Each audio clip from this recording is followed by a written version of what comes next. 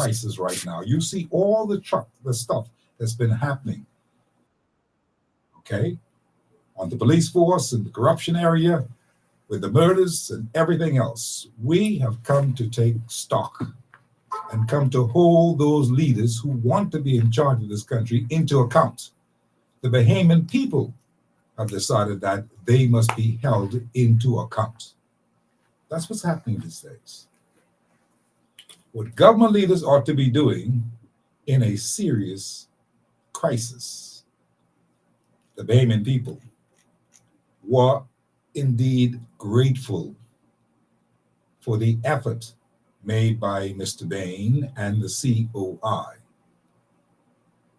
Judging from the content of what he brought to the Parliament, it was now, and it is now, a matter to behold. Impressive. Something must be done. And Mr. Bain gave legislators to really think about, because fooling around have not been getting serious. People see that they are not serious.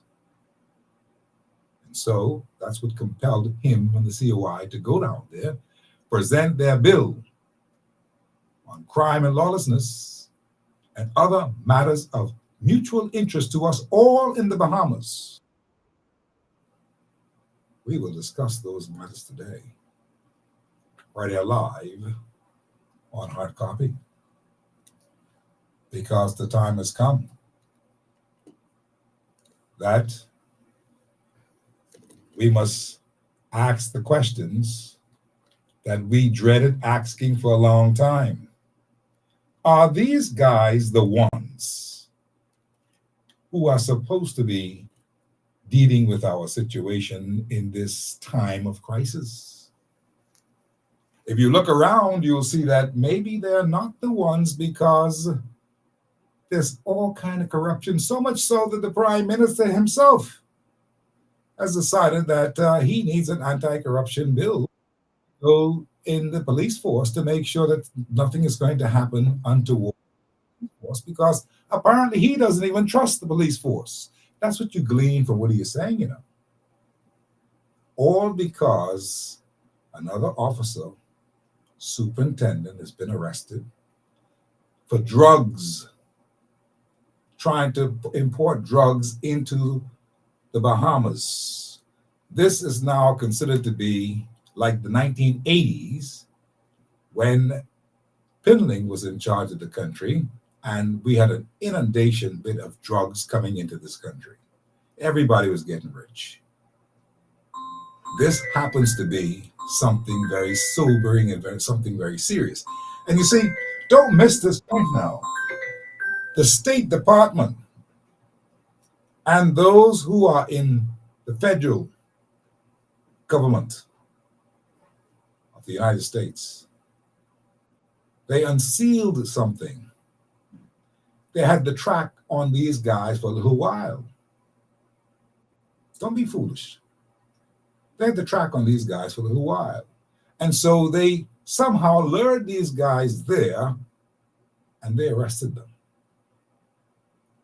Which means that, and something that's very, very important that there's so many information, so much things I want to tell you, but I cannot tell you everything. But let me just tell you this. Anytime you see New York deal with something, the courts I'm talking about, dealing with something like police officers, you got to understand they would have had all the facts. They got all the facts on this particular case. In fact, the New York district doesn't lose any cases like this.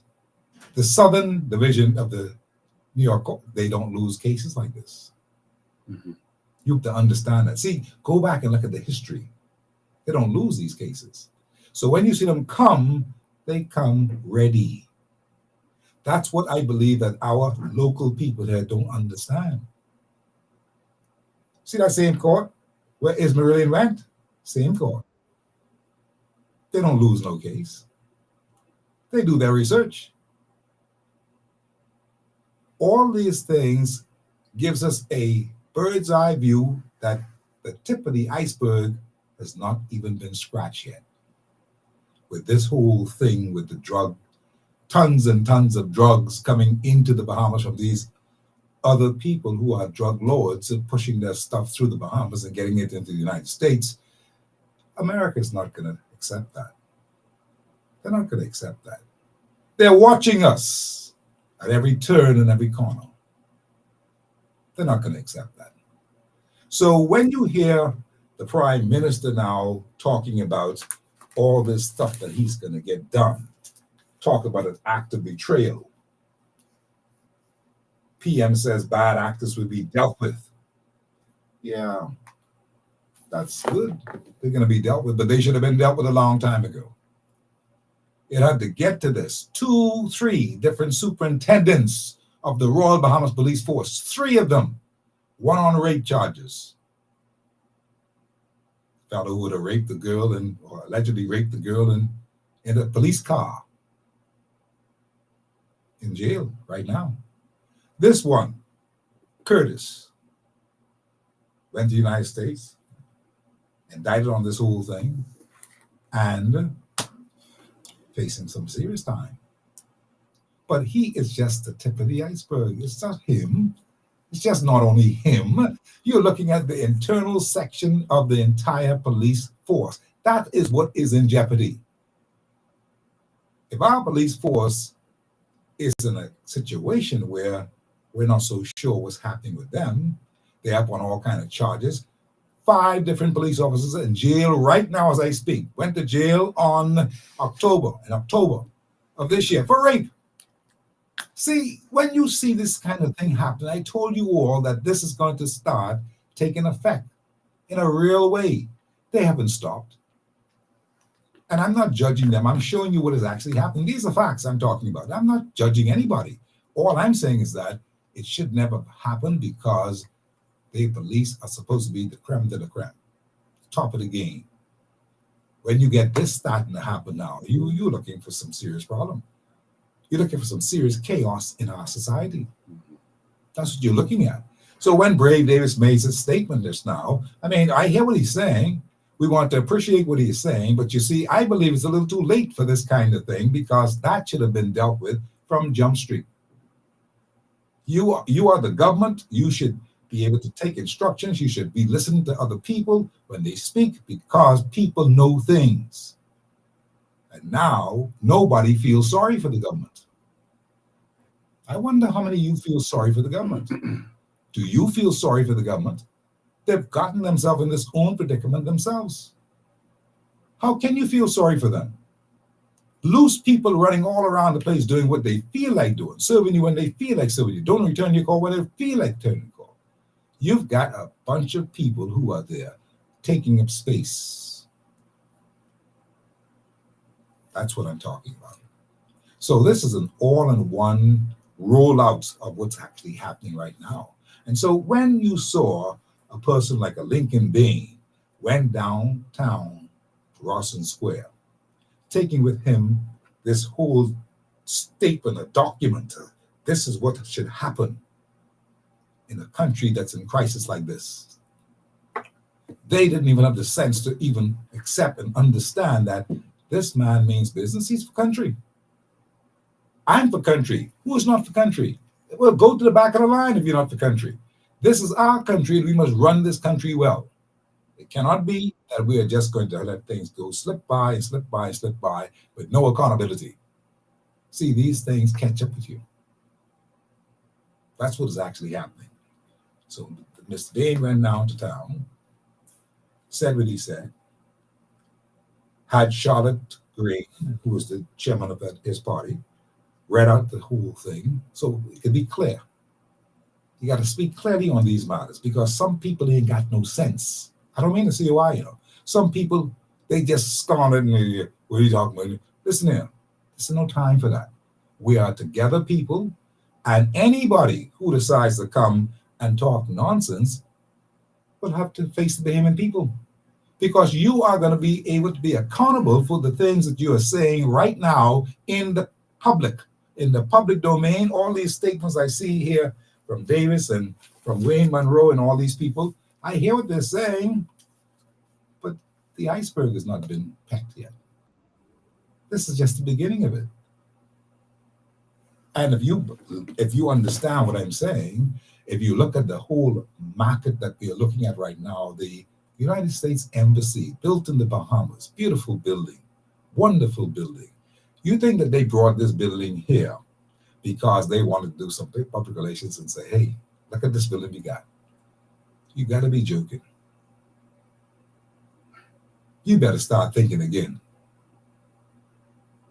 I'm showing you something. They're not going to let anyone into the Bahamas. Not that they have control of our sovereignty. They're not going to allow anyone into the Bahamas to fly into their country to do foolishness like terrorism. That's not going to happen. Donald Trump is going to make sure that don't happen. You better understand this. This geopolitics is big. We're only scratching the surface on this geopolitics. We only talk about climate change. We better get our heads on right. We're only talking about, we're not looking at the interior of this particular market. The whole place is being sold out. The Chinese have everything on lock. The Haitians have everything on lock. You believe that the United States are very impressed with this? Huh? We're supposed to have a big-time relationship with the United States, you know. But our government seems to be rowing them over here, rowing them over there. We need to get on one accord. We need the United States. Get that in your heads. We need them. And unfortunately, some people had to go down there to the parliament and just say what they have to say because they know the welfare of the country is at risk. It took Lincoln Bain to go down there and be bold enough to do that. You know, how many of you will do it? How many of you would have done that? None of you would have done it. That's what you got to give the man credit for. How many of you would have done that to go down in Parliament and say, this is what we believe should happen? Here's the document. We've done the research. Here's what I present. This is what we believe should happen. You check it out. You are the government in charge. I want you all to see this. I brought it to the House myself to make sure you get it. I want to personally deliver it, so make sure you get it. And you're going to criticize and stand on the sideline and say, well, ain't nobody was there. Ain't nobody come out to this. So what if nobody came out? The message was done. He got it delivered to the Parliament. They have that bill in there, and they can read that. I tell you they can read that. That's how it's done. So it didn't matter if people didn't come out to the protest angle of it. Yeah, that would have been good. But listen here. The message was taken to the people. It was on television. They know what has actually happened. They are now in the media are now beginning to take Lincoln Bain very sober and serious about his efforts in not just trying to become the government. No, he's trying to make sure looking out for the welfare of the Bahamian people. We need it. We need it because food store prices are so sky high these days that the IMF has done what they said. Listen there, raise the value-added tax. How much taxes are we going to be paying? Don't you understand this? The hardware stores, they ain't giving you no break. No one is giving you a break. The welfare lines are not giving you any break. Social service can't give you no break. The lady, the young girl who's going to get married tomorrow, she was down at 12 years old. Twice. The minister said so. Mazda Rhoda said she was down there twice. Nothing happened for her. Like nothing is happening for many people who can't see their way up. And you saying that you could criticize, don't try that today. You want to be able to understand the magnitude of what has actually happened here. A fellow who is not in Parliament went there to the Parliament, gave them this bill, say this is what you should be looking at and going by. There's nothing wrong with that. They should really appreciate that, especially Brave Davis and Chester Hooper. They should appreciate that. They are the leaders of this country, and what they do will make us rise or make us fall.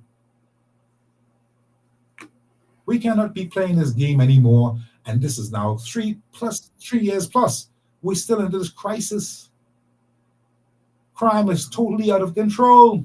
Lawlessness is totally out of control.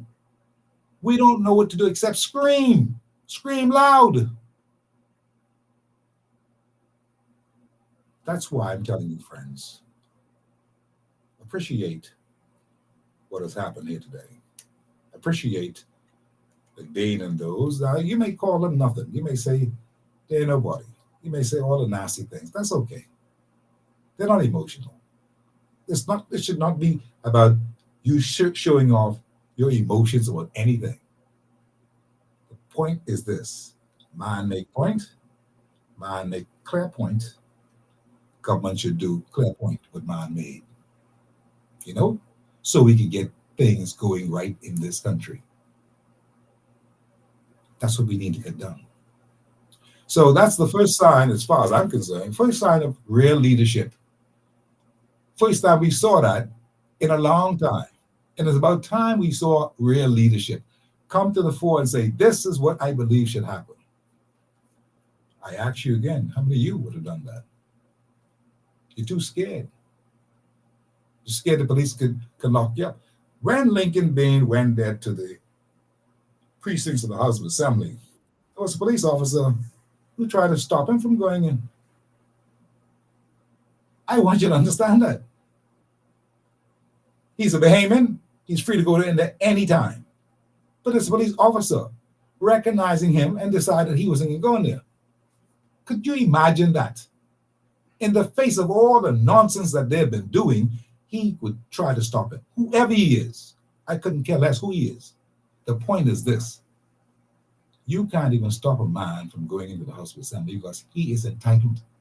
Any Bahamian could go into the House of Assembly once he's well dressed and presented. And Lincoln was always well dressed. I'm showing you something. They did not want to deal with this whole matter. So much so that when he presented this thing, the speaker decided that, well, not the speaker, but Pia Glover, she decided that they're not going to deal with this. She called for an adjournment. You can't duck and hide, my friends. The people gonna get you. You can't duck and hide. Face the issue. She's the member for Energy, which she is, member of something. Public service. She decided that she called for an adjournment. They don't want to discuss that. They don't want to discuss what they can be brought there. That's what happened.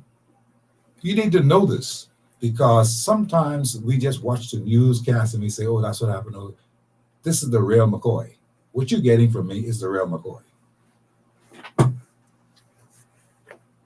And that's important to happen in our country because we need leadership.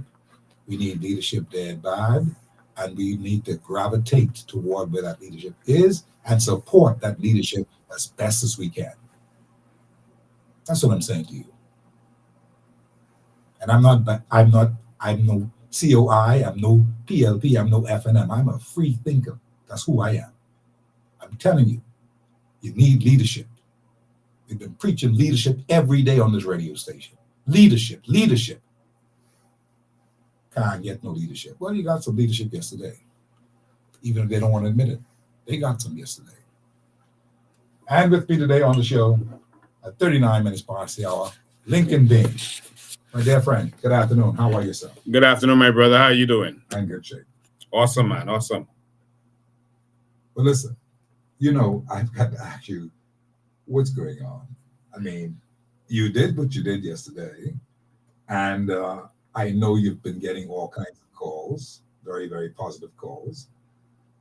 I mean, people saw you as a person who is serious about this whole thing. I think that they're getting the message now, because at the end of the day, People want to see proper leadership and they want to see things put in perspective and they want to see this whole problem resolved.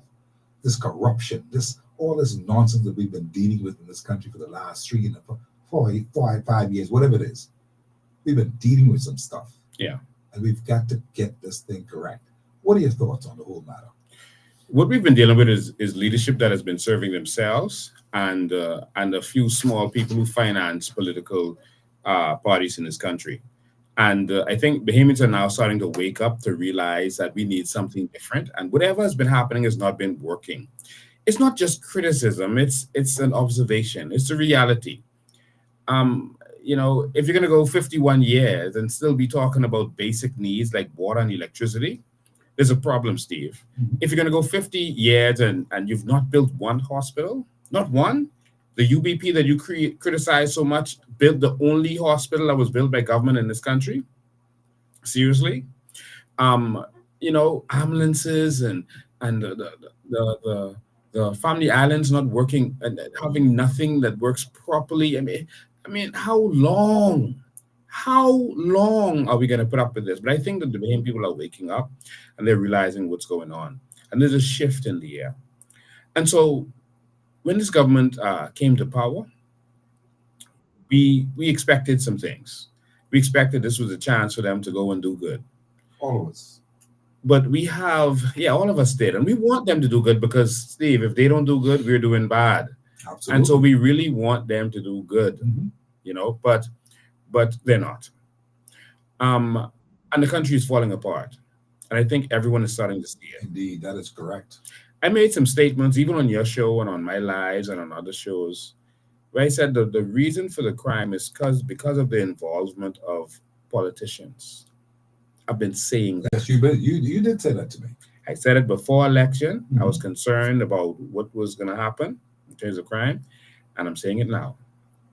Again, it's because of the involvement of politicians.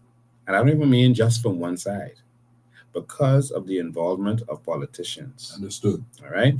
And so that's the major problem. Now it's coming to light. Now we have documentary evidence. And look where that had to come from, the US. United States. Remember when we did those documentaries about the natural resources and stuff? Yes. We had to get some of our documents from the United States, out of the country. Couldn't get it here. All right? And from people from the United States. Couldn't get it here. So in the same light, they suppress information in this country and they keep us dumbed down so that we don't know what's going on. And so it's amazing that a whistleblower in the United States had to reveal the Michael Johnson tapes. Yes. It's amazing that now this scandal is now exposed by the United States and their investigations. And this is why I called for the resignation of the Commissioner of Police. When it shouldn't only be him, it should also be Wayne Monroe, etc. But the Commissioner of Police is responsible for intelligence in this country. You mean to tell me all this was going on at our international airport? My Lord. With the police plane? My Lord. With the police plane? Yes, and y'all didn't have, well, allegedly with the police plane, right? But y'all didn't have the intelligence to know what was going on. Y'all couldn't figure this out, and 3 years later, My Lord. y'all couldn't see that something was wrong. Y'all wasn't watching. You wasn't watching your staff. And so if that's the case, you got to go. I understand the situation. I know Brave travels a lot. The Commissioner of Police is incompetent, and also the Deputy Commissioner of Police is incompetent as to what we need in this day and time. They might have done well in the 80s or in the 70s, but in this day and time, I think that they're not suited or qualified. That's my opinion.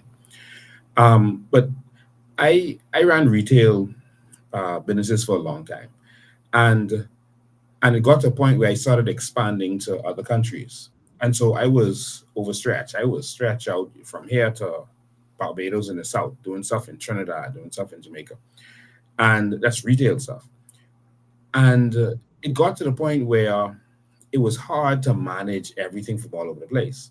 And so now you have a government that travels so much, so they're not managing what's happening in the Bahamas.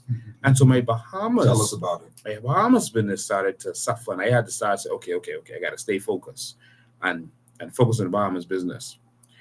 And then I started to get into activism, and I was all over the place. Instead of being to work managing, I was all over the place, focusing on everything else, and everyone else's issue, and wasn't focusing. So what started to happen?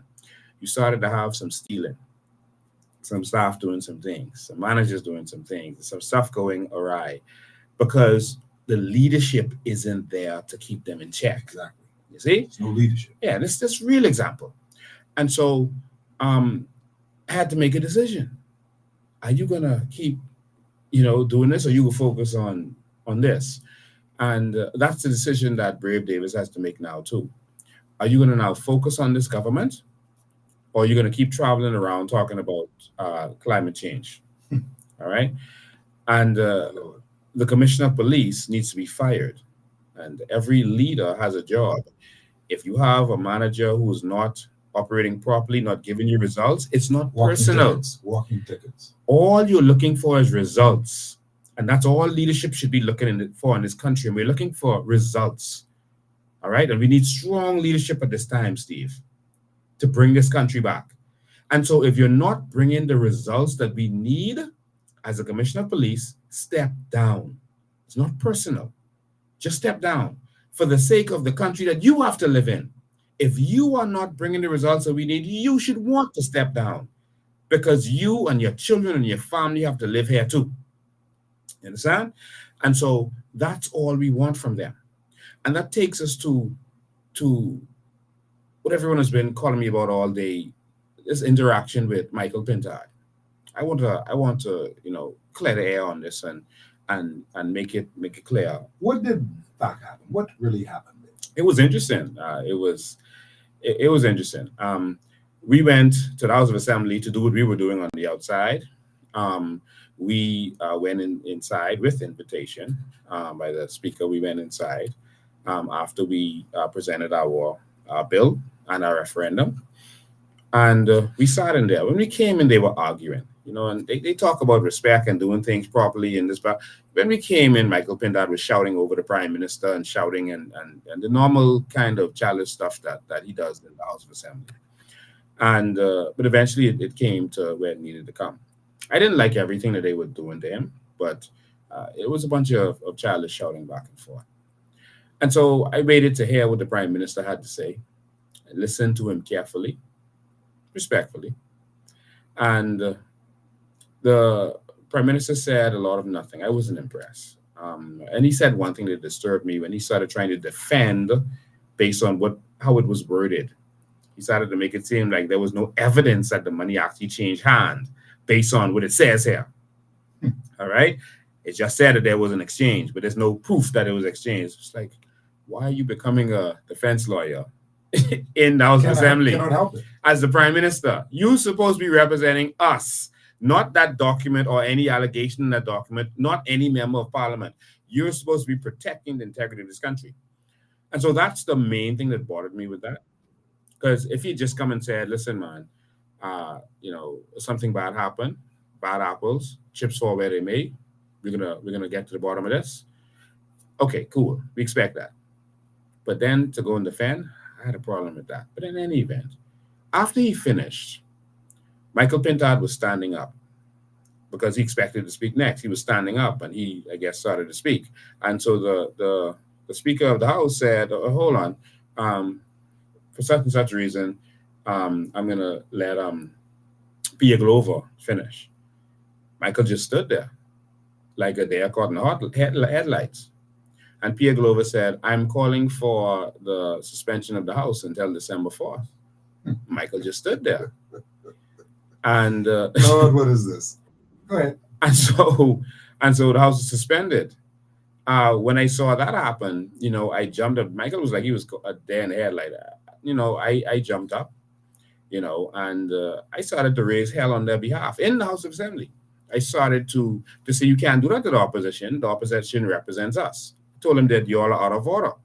And I started to speak up for Michael in the House, Oh, in the house yes. while it was going on. In the precincts of the house. Yes, I started to speak up for him.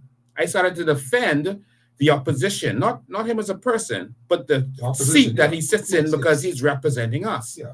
and that he should not be silenced. And I started to speak up in the House of Assembly, and I raised hell because there's a time for everything. Mhm. And we left. We walked out, me and other persons who were in our contingent, and we walked out. I read the riot act to the prime minister and others who were on the other side, and told them that they order, and they're wrong. And we went to the bottom and of the stairs, and I went live. And out of respect, I didn't go live while I was inside there. I Mhm. waited till I got to the bottom, and I went live. I went outside and I spoke to the media to let them know what was going on. And again, I said I stand with the opposition on this.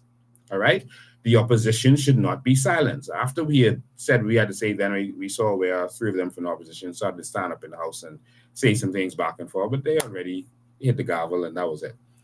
But we were out there and I stood. I stood up and I stood up with the media and I said that what they did was wrong. I stood up.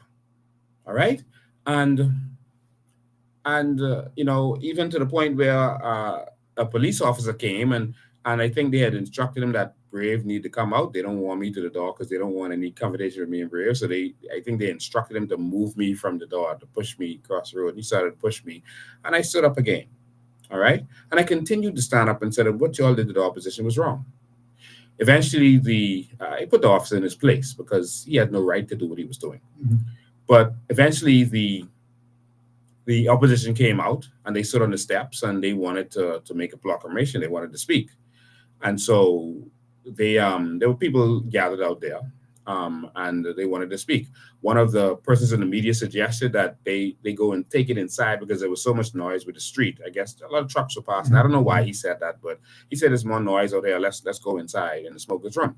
And so that was in a private press conference or anything. That was they were going to talk outside to everybody, but that person suggested for better sound, let's go inside. So I went inside also, and a lot of other people came inside who were not media and regular people who were just gathered out there. We went in the smokers room, and in the smokers room, all of us stood there and listened to Michael to hear what he would have to say, and it was a lot of what they say about Kamala Harris. It was a lot of word salad, just a bunch of. It was talking and saying Yeah. nothing. Beautiful words. Yeah, and people online was like, "Can y'all stop this man from talking?" And even people in there, the media literally started putting their cameras down. Literally started putting their cameras down and started like being distracted. They weren't even listening to him anymore. So what was he saying so much that he was talking off the cuff, or he was talking about any old thing just It was because? so mind numbing. It was a lot of nothing. It literally reminded me of Kamala Harris, like when she just talks. And Yes, yes. I was waiting for him to say, I was born in a middle class family. I was waiting for it. It was a lot of nothing. My All Lord. right. And this is not the time for pretty speeches. It's not the time for pretty words. It's time for actions. Mhm. All right. And so after his probably, I don't know how long it was, but I keep hearing people saying it's but a half hour of word salads and saying nothing and saying the government should do this, the government should do that. He opened the floor for questioning. And when he opened the floor for questioning, I was there. And so I said, I have a question. And when I said I have a question, he got defensive immediately. He didn't even wait to see what I would have to say. He just got defensive and started shouting over me, shouting me down, like he was doing in the house, like he always does. And he started shouting me down. And so I changed my trend of questioning and I said, why are you so weak? And this is the truth. I'm really concerned about that because he is the defender of the Bahamian people. Yes, he He is. is paid to defend the Bahamian people. I am doing this on a volunteer basis. He is paid to defend the Bahamian people's interests in the House of Assembly, in the government. He's a part of the opposition is a part of the government. They are part of the legislature. Okay? They're not the executive, but they are part of the legislature. Understood. And so I asked him, why are you so weak? Why don't you use your powers that you have as the opposition leader? Why don't you have judicial reviews against the government when they don't. And he can certainly do that. He is also Yes, in charge of what? the Public Accounts Committee. Public Accounts Committee. So I'm going to break it down for people who are listening so they can understand. So when at one point the government said that they're not following the procurement law, they're going to eventually change it, so they're not following it. Immediately, on behalf of the Bahamian people, he should have filed a judicial review to force the. He could do an emergency injunction, and he would be and seen. He has the power to do it. Yes, he would be seen in a matter of days, emergency injunction, and they would say, "Well, government, until you all pass the law, you all have to obey the law." All right, and the courts would have forced the government to do what they're supposed to do. But he just did word salads because he just wanted to say stuff to make it seem like he's doing something, but he's not doing anything. He does not seem to know, or he knows and doesn't want to do, the power of the leader of the opposition. Now, the Public Accounts Committee, anytime you hear the opposition asking, how much did you all spend on that? What's the deal with this loan or that loan? The Public Accounts Committee, the international community, made it so that every country has a Public Accounts Committee. All right? That is chaired in every country by the opposition. That means that the opposition is not kept blind as to what is going on in the country. That's right. Anything related to any of the money in the country, the opposition has access to subpoena anybody, to subpoena any documents, bank accounts, phone records, anything. They are like the courts. So when you see in America, you see the Senate call people in and bring them before them. They'll bring Mark Zuckerberg from Facebook and make him sit in front of them and make him answer. If he don't come, he's locked up, and make him answer. All right, and find out exactly what he's doing, and if he's hurting the people in any way or hurting business in any way. We have that same power here as legislators. Every single legislator has that power to initiate that, but they don't do it because they're working together. You understand? And so recently he asked about the debt for nature swap. Yes. He asked about that. He asked about the details. If you want to know the details, use your power as the PAC, subpoena them. After we had criticized him before about not using the power of the PAC, he actually did do something with the PAC, and he told them to come, and he summons them to come, and they didn't come. They were instructed not to come. And then he's like, he went to the meeting and said, but they didn't come. Someone tell them not to come. Okay, then you go before the courts, and you make the court force them to come, or they go to jail until they're ready to come. It's simple as that. They don't have the savvy. You have the savvy. I mean, see, that's what the real problem is. You know, we have no follow through on these kinds of things. Yeah. And so, to get back to that exchange, I asked him pertinent questions about the PAC, et cetera, real questions about, public life. Yeah. Mm-hmm. And then he decided to get petty and personal as a leader in this country that we're paying, which I said to him we're paying you. All right. We need you to stand up for the people. That's all I'm asking him to do. I'm not insulting him. I'm not offending him. I'm telling him to stand up for the people. Use your powers of the PAC, etc. There's nothing wrong to him. And he then started to challenge my credibility. You are not credible. You are not credible. What does that have to do with? This isn't about me. This isn't about whether I'm credible or not. This is about the job we're paying you to do. And so instead of answering those questions, he started throwing low blows, trying to show shade. Eventually started to say that I'm a charlatan, some other thing he was calling me, etc. And so I mentioned the Togi and Bobo situation. And the reason I mentioned that's not throwing shade. It's because that's his public record. Yeah, publicly. He was a senator. Mm-hmm. I'm not talking about any private relationship, private business, or anything about his personal life, I'm talking about his actions as a public servant, being paid by me and you. All right? Togi and Bobo, he was a senator being paid by us. And he was the chairman of the FNM, which is a leadership position constitutionally in this country. And so if you were caught up in something like that, that's your public record. All right? Indeed it is. That's your public record. Now, his personal record, I don't care about anyone's personal record, but I care about your public record.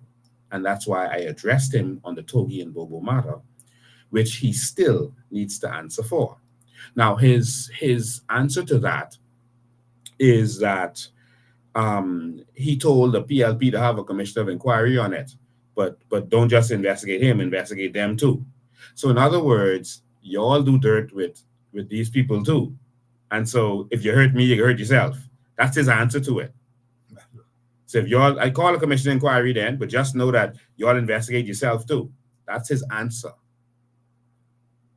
You see, and It's a big secret. that's problematic. And him throwing these shady things as a leader in this country is concerning. He's done it several times in the House of Assembly. He did it recently to Glenys Hunter Martin. Glenys Hunter Martin made a comment. I think she may have also mentioned Togi and Bobo while he was talking. Now, she didn't say it was reference to him because Togi and Bobo are friends in the BLP too. Those names have cost them quite some stress. Yes. And so she just said those words, but he got offended. You know, when you throw a rock in the crowd, you throw a rock, whichever dog bark, that's the one to get hit. And so none of the PLPs were offended when she said that, but he was offended. And then he made some statement about, her husband who was sadly found dead in an abandoned house in Stokes Cabana. And he basically said that her name was called. I think that was despicable. My Lord. And several MPs had to get up. I saw the embarrassment on the faces of his comrades sitting next to him. I could see it on Shannon Don Cartwright's face for sure. And Minnis sat back in his seat and, put his hand over his mouth. And he was going with that. And several of the PLP MPs jumped up. Why is that your response to attack with a low blow?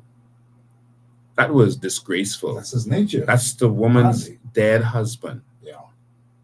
That's disgraceful for a man who wants to lead this country. That's disgraceful. And that was shameful. All right. And so leaders in the Progressive Party had to and force him to withdraw. And even in withdrawal, he said, well, y'all were saying stuff but me. He started to talk like a child. If you go back and look at the clip, I'm going to release it on Sunday. But if you go back and look at the clip, he started to, y'all talk but me, so I should have a right. Not only y'all have families, because someone said... What are we dealing with Parliament? Do we have a gong show going on in Parliament? I mean, really. I mean, we need to get some things done. We need things that real can leadership. People. What is going on? Loftus Roker said before he died that the problem is we don't have real leadership. And I'll address Michael Pintard because a lot of people had questions about that, whether I was disrespectful. And because what happened, there was clips going out, so they only saw the clip. They only saw the back and forth, which is, I don't know why they always do that. Maybe it's the most interesting part, so they're always going to do that. But they didn't show that. I was there standing up respectfully listening to him talk, the whole time. I wanted to ask him a question. He immediately started shouting me down. All right. And so I still asked him the pertinent questions until he started being insulting and talking about who is qualified. How does someone need to be qualified to ask a question, Steve? What's the qualification as a Bahamian? No qualification. What's the qualification? You can ask any dumb question you want. Yeah, for a Bahamian, someone, a public servant who's working for him. Yes. What's the qualification? I don't know. So I have to be like close to Jesus to ask you to do your job. Mm-hmm. I have to be saved and sanctified and you filled. Gotta say a couple of Hail Marys and Our Fathers. Yeah. And so his answer was totally ridiculous. He started to say that he's never been to court. I think he was trying to refer to me because I had a court matter in business where someone invested in the company and the company burned down and they said I should have to pay them back personally. That's fine. That's what the courts are for. Mm-hmm. And my thing is, every businessman has court matters. Everybody. Every business matter. You never been to court, Steve? What you mean? Yeah, every businessman have court matters. But you know why he can't relate? Because he never do business. He's never really done business. Understood. He's never even really had a job. This man is in his 60s and has no real life or career other than a poetry book that he did. All right, some time ago in 1995. That's it. And some plays that he did. No real career. Nothing to show. So if you go, and I'm going to challenge everyone on here to go on on the F&M's website. We're talking about qualified, right? Yeah. Because if some F&M could tell me what qualifies him, since he wants to go there, it's a good question because he wants to be prime minister. All right, let's have this question about qualifications. What have you done, Michael Pintard, except some plays? What have you done? If you go to the F&M's website, you will find it very interesting because on the F&M website, that's fnmbahamas.org, go there and look to see what information they have about the leader of the F&M and his career, his qualifications, none. You can go to the PLP F&M website and you can find qualifications. You can go to the COI website and you can find qualifications, a backstory, and stuff that I've done. You can find nothing on this man and what he has done. Isn't that interesting, Steve? It is very, very interesting. I'm for those who are watching this online. Kisses go by favor. Online, I just thought that you should see this. If you look all through this website, if you look all through it, you're going to see that there's nothing to say that this is the leader, this is what he has done, this is what makes him a good leader. Nothing. I'm sharing it on social media now. They have, if you look, you'll see the party. You will see, what is this? Leadership. So he should be under there, right? That's the leader. So you think he'll be under there? So let's click on leadership, Steve. When you click on leadership, let's have Cecil Wallace Whitfield, the history of the party, period of turmoil, period of unification, nothing. They must be put that up yet, eh? Nothing. Leadership. But he's the leader, right? Yeah, he is. Okay, maybe party officers. He's the undisputed leader. Yeah, so party officers, right? Maybe he's there because he's the leader. So maybe he's a party officer. Let's click on that. They have his name here, and then it's blank, nothing there. Leader Michael T. Pintard, blank. You can't click on it to get information about him. Not even a picture. They don't even have a picture there. Nothing. Steve, nothing. So we're talking about qualifications. All right? If you look all through this website, it's empty and there's nothing there. This is what you're leading. Nothing there. If you click on a lot of these things, there's nothing. You click on, okay, Manifesto 2021. Let's click on that. What's going to come up? All right? Jesus. The Manifesto from 2021. This empty document. Nothing in there. See, when you click on it, this letter comes up about the convention. Nothing else. It's an empty website. You can't even display anything about your... This is the real website? Yeah. They're not trying to fool the public with this website. This is not a fake website. No, this is their website. All right? This is their website. And so that's the qualifications. I want to say that to him. All right? I want to say that to him today. Not that I want to go back and forth with him, but I just want him to know that you want to know that you're on to him. Yeah. That you gotta he's prove yourself. He's empty like Kamala Harris. Empty. All right? And we can see why he's not able to function in these roles because I don't think he's ever really had a leadership role. What has he ever been a leader of? Again, what has he done, Steve?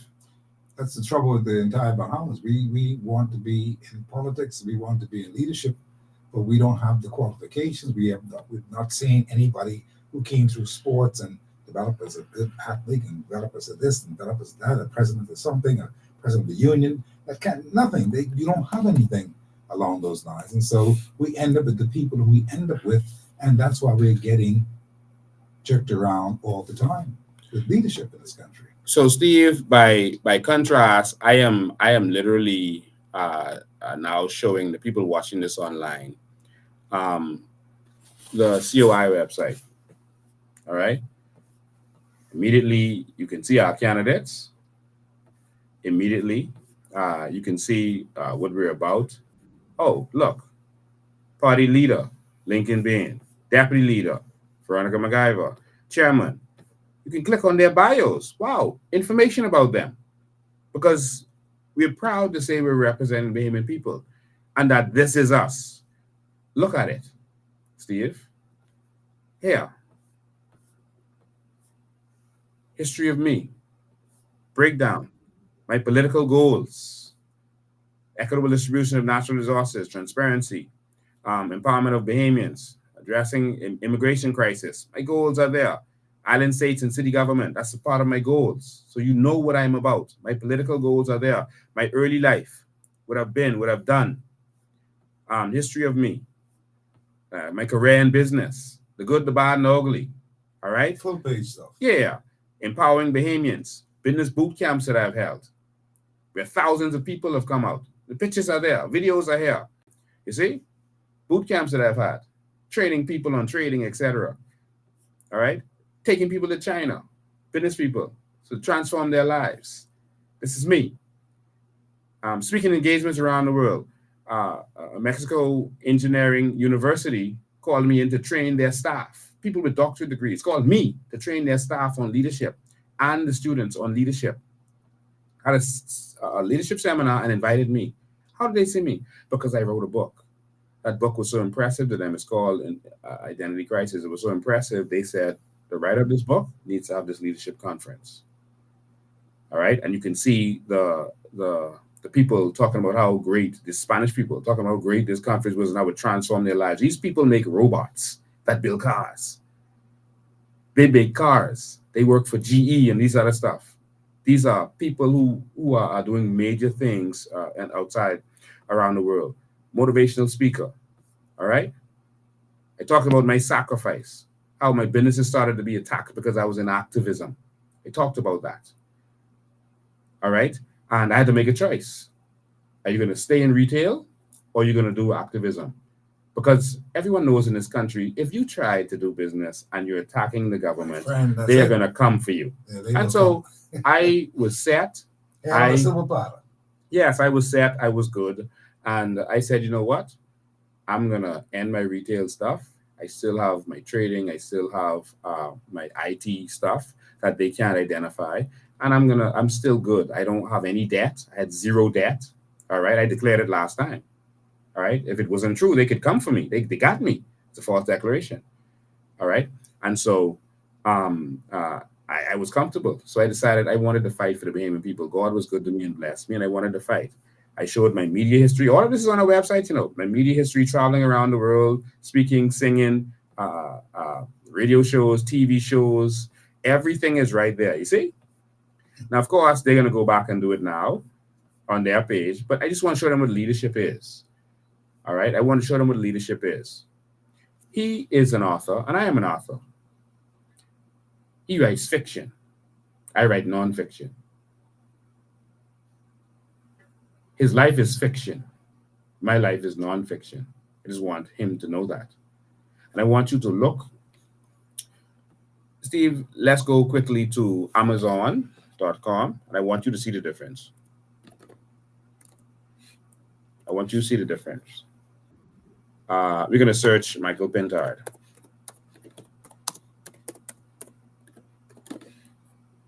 This is the actor the F&M is putting there. Oh, see his book still standing. Nice, right?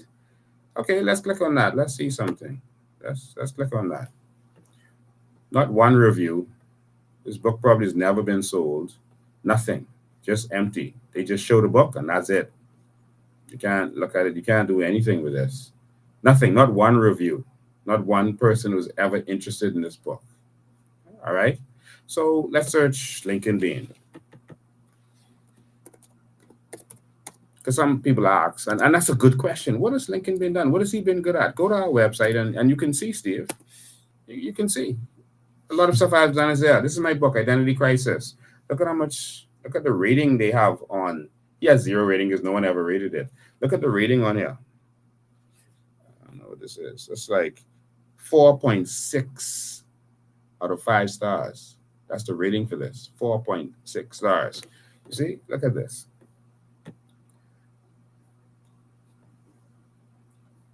You can see that Lincoln is taking us through and making comparisons with himself as a leader of the COI and that of Michael Pintard, the leader of the Royal Opposition now. in the Bahamas. Look at the difference. You can see that people are buying this book.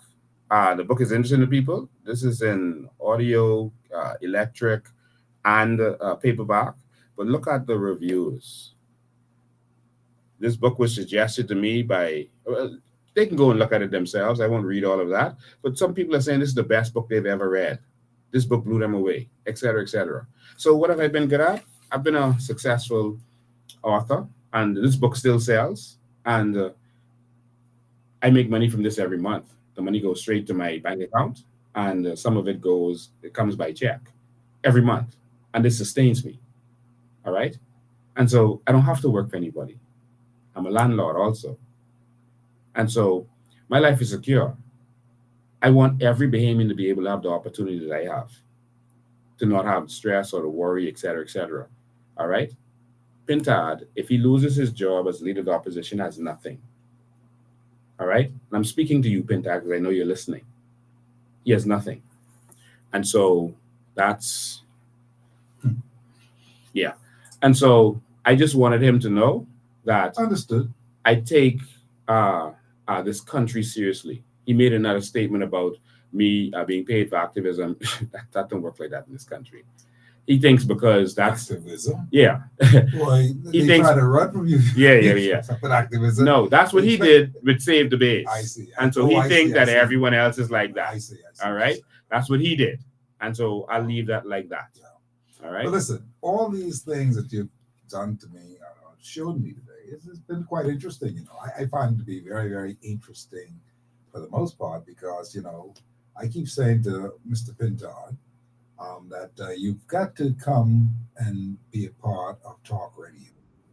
You've got to get yourself exposed out there. You've got to show people that you mean business and you are all about business and you're all about leadership. But you see, I got to thinking that if a man is not able to show that he's all about leadership, it means that he's not very, very committed to that. Because if he was committed to it, it would be no problem at all for him to come here and sit with me because I'm a friend of everybody. I like everybody. So I will make him feel at home. He's been on my show several times before, not in recent times, but I'm saying that you got to come and so people could know who you really are and why they should even be putting any faith in you. See, to make these little statements that he's been making about the thing about people getting hung and that kind, these are good statements. And I carry them on the news. But I'm saying you've got to do more than that. People have got to see you, that you got to be a one and a part and parcel of who the people are. You're not doing that. Lincoln Bain is doing it. So don't blame me or anybody else that Lincoln Bain is doing what he has to do. Because he cares about the nation to the point where he wants to catapult everybody where he is and beyond. He's caring about the natural resources. These things you cannot deny. I mean, we've heard him talk about these things. He's been criticized left, right, and center by all of them. But he stands alone, and I hope people see that. Everyone in this country right now believes they can be. That natural resources are here. Mm-hmm. It's our wealth, and we ought to be a part of it. If you can't find nobody around here now who tell you, they could be just talking shit. They can't say that. Mm-hmm. He talking food. They can't say that. They will search within themselves and say, you know something? This man has been right. Now he's gone and challenged them in the parliament. He wants them to understand that leadership means serious business in the Bahamas, especially now. We are in a crucial, critical matter right now with leadership in our country, and we don't know which way is out. Yeah. How do you deal with this whole matter now? Because you're looking at an election period that's going to come, they say around 2026. Somebody teased me today and said, look here, election may come in 2027 and not 2026. I say, why? I said, because Brave we need extra time to get his act together. Mm-hmm. That was a joke. But the point what I'm making is that I was saying to the person, man, We talking about Brave going to be able to come and do the election in 2025 this year, next year. Yeah. I said 2025 will give them the same situation that Hubert Alexander Menace was in, and he called it 4 years within the time period before the 5 year period came up. I said, now, I don't know if that's going to happen anymore. So the fellow said to me, lucky at Brave can call it in 2027. He says 2027 will be sufficient time for Brave to try to get some things together. And I said, well, how he can do that? He said, well, he's going to just go and declare a proclamation in Parliament that my brothers and sisters, we just can't do this right now because we ain't ready. I thought it was hilarious. Yeah. The fella is actually trying to make a point.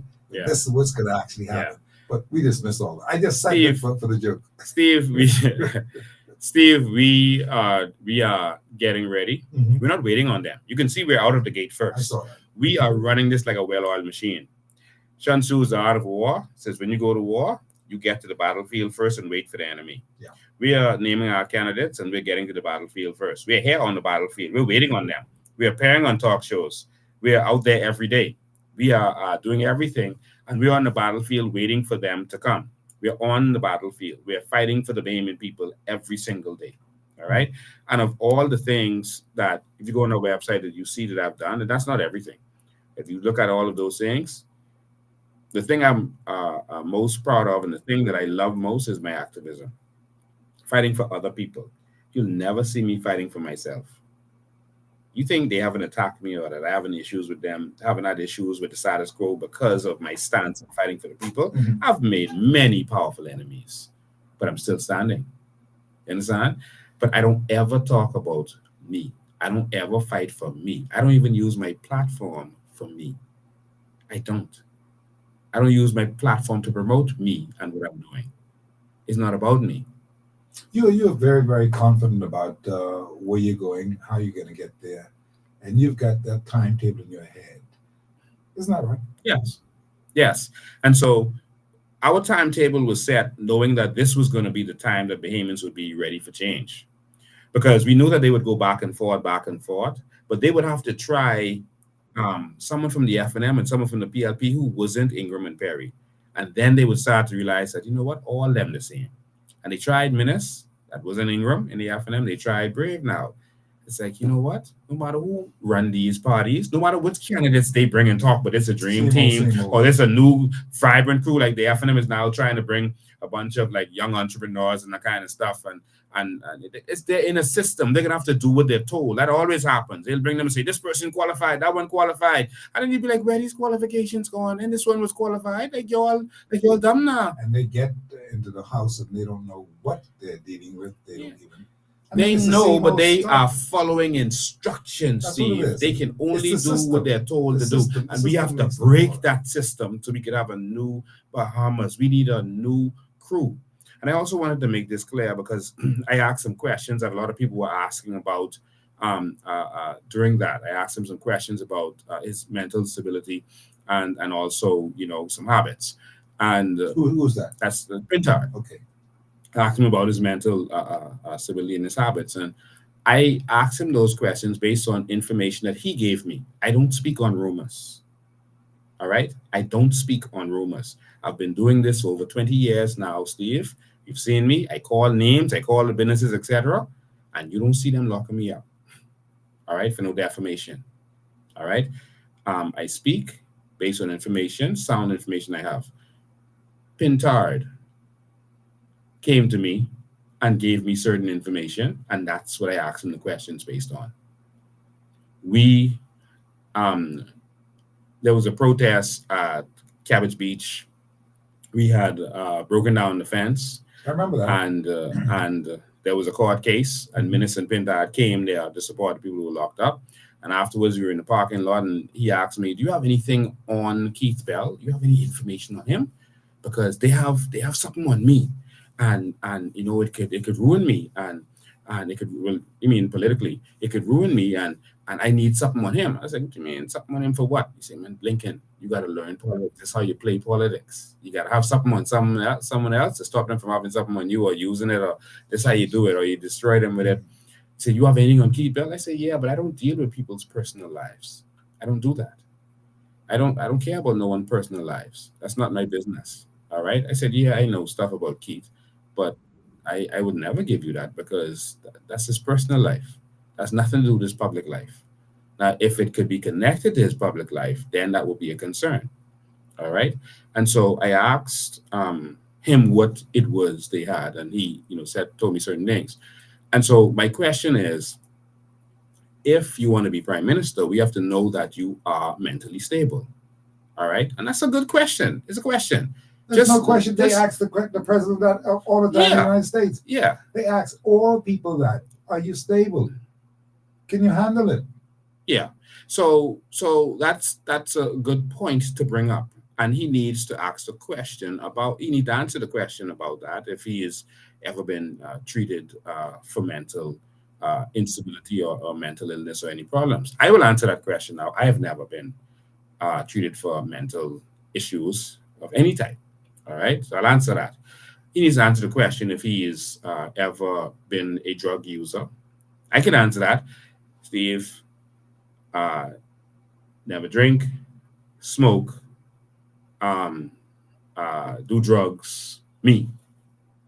All right. So I answered the questions. So I'm going to lead. And so we're going to ask Pintard to answer these same questions. All right. I asked him if he'd ever been to Sandlands. And at first he ignored the question. I asked him again. And then he started shouting about something with Cotton. And he said, no.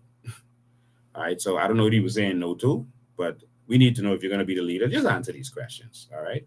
And know that whenever you answer certain things in public life, people are able to bring things. So answer it truthfully.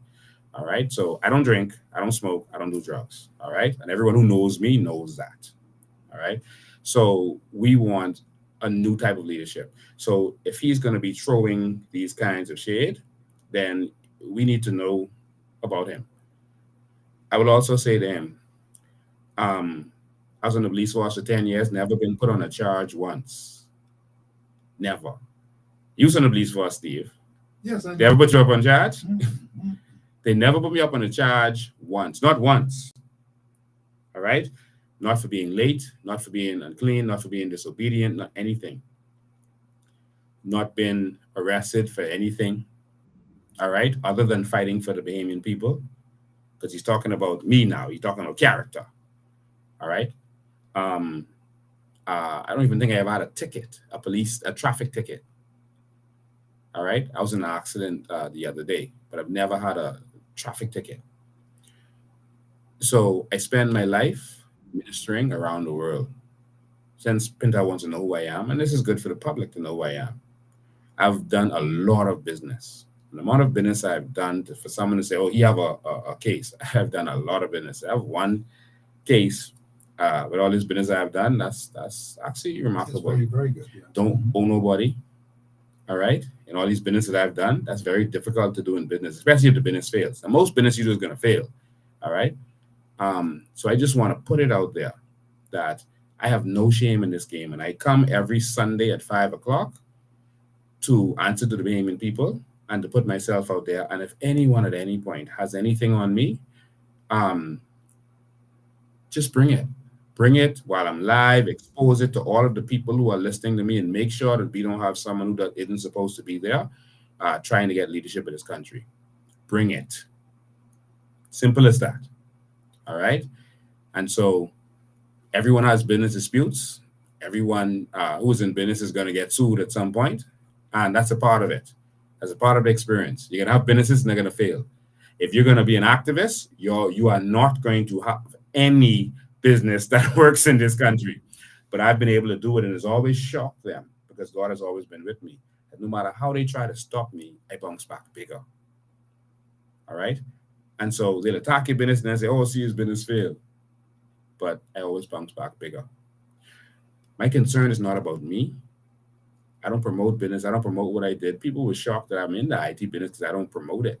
I don't promote my good work. But you're very, very good at the IT business. Extremely good. Extremely good. I've seen the work. Yeah. And so, but I don't promote it on my platforms, even though my platform is a big platform. I use that as a platform to fight for the Bahamian people and to bring change to this country. That's it. I'm good, I don't wear name brand. I don't wear name brand. You ever see me in name brand? I don't wear name brand. I'm not putting another man on me. I'm not saying anyone else shouldn't do it. I just saying me. I don't wear name brand. All right. I don't wear jewelry. They throw this. They give me this COI ring. All right. I don't wear. You see, I don't wear a chain. I don't wear jewelry. I don't live an extravagant life. I have no interest in that. If I can help someone along the way before I die, then my life would have been good. I've been poor. I've been rich. I've lost everything. All right. I've got it right back. But the only thing that matters to me, Steve,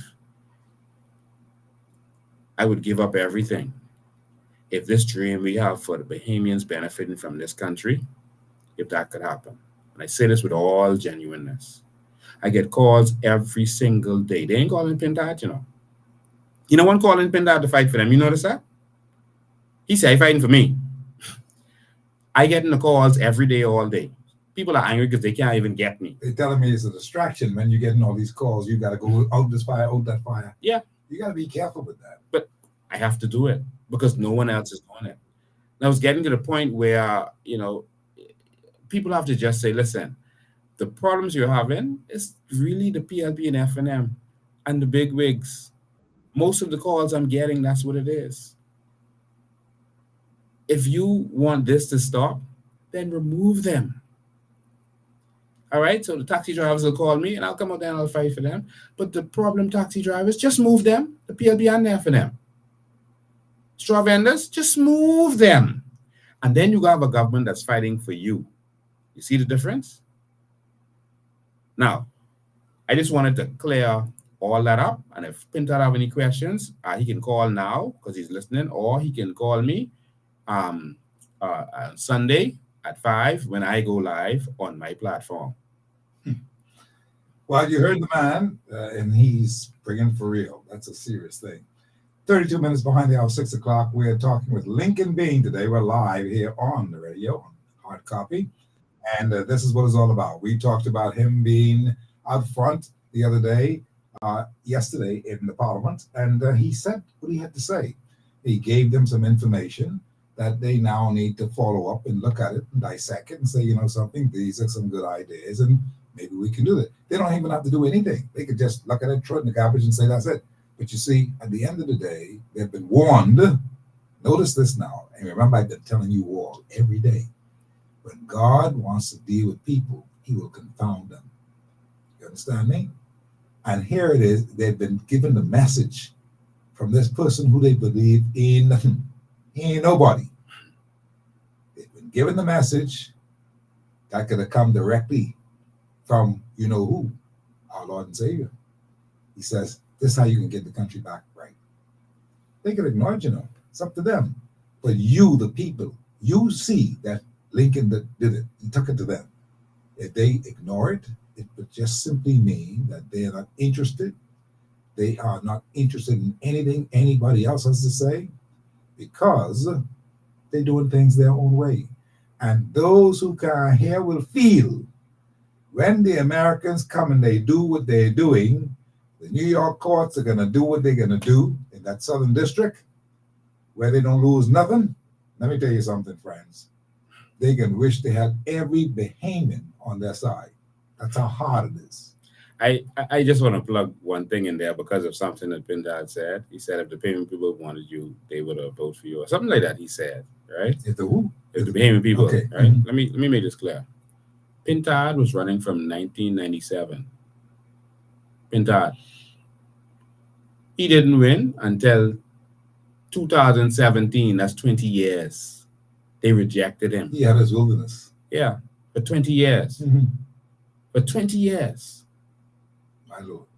And so for him to make those kind of statements is strange to me. How we could forget so That's well. very strange. Mm-hmm. And people have their ups and downs. I don't down people, you know, when they're down because all of us have those peaks and valleys and wildernesses, you know, but I don't want him to ever throw shade at me because I was with him when we went to Cat Island and I told him that during that exchange. And there's a reason I told him that because he couldn't run in Cat Island anymore. There's a reason he couldn't run in Cat Island anymore.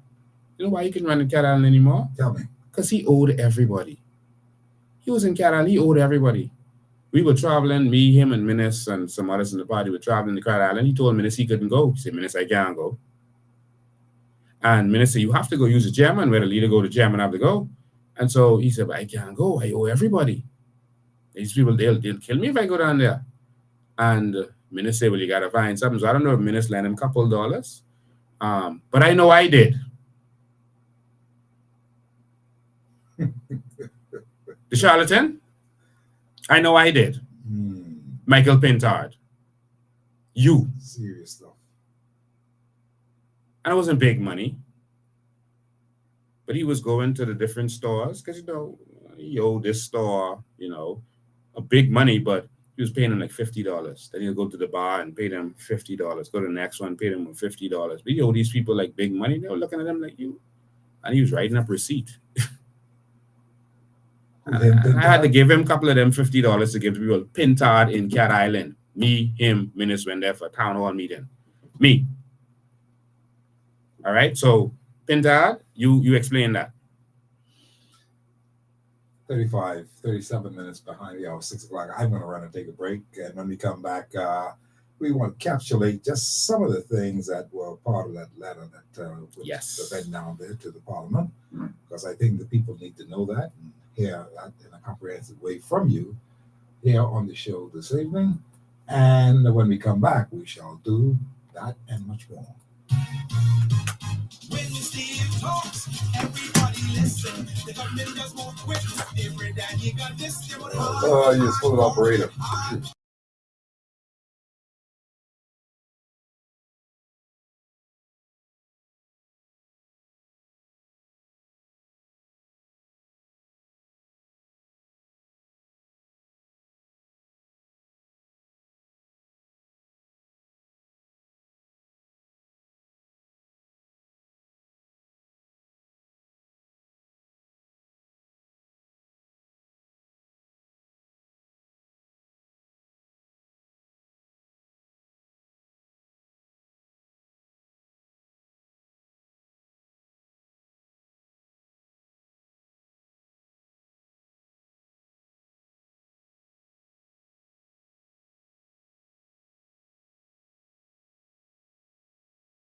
And that's where the problem comes in.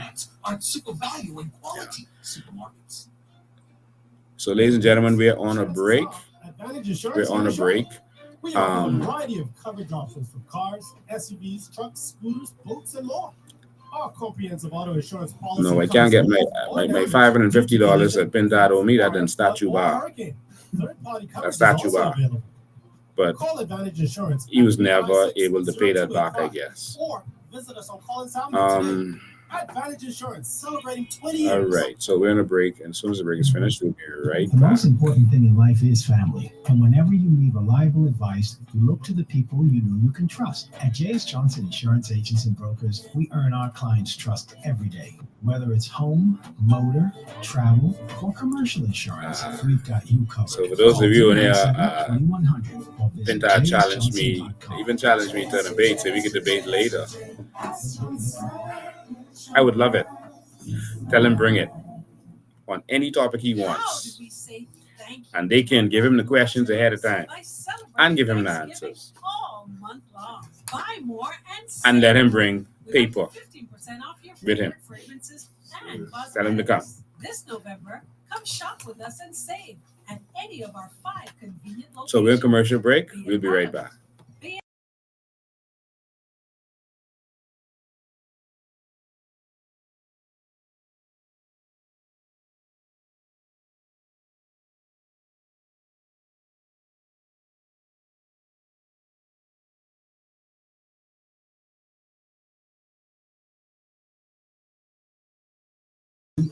Okay, when we come back, I'm going to publicly on the radio ask for debate with Michael Pintard and Brave Davis. All right, so stay tuned. Michael C. Pintard and Brave Davis. Tell them to come debate.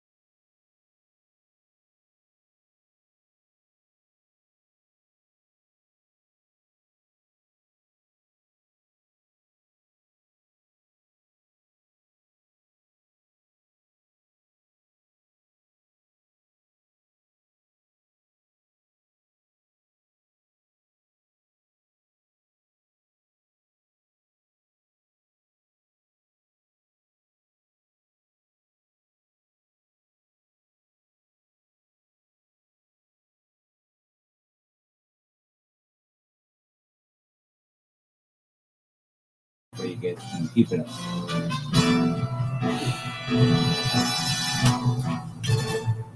When Steve talks, it will listen. When Steve talks, everybody listen. The government does more quick. Every day you got this, they want hot coffee, hot coffee, hot coffee. Hot coffee with Steve Mckinney. Steve means business. You know that for sure. On Mondays through Fridays, Steve will give you the score on hot coffee, hot coffee, hot coffee, hot coffee with Steve Mckinney. Da da da da.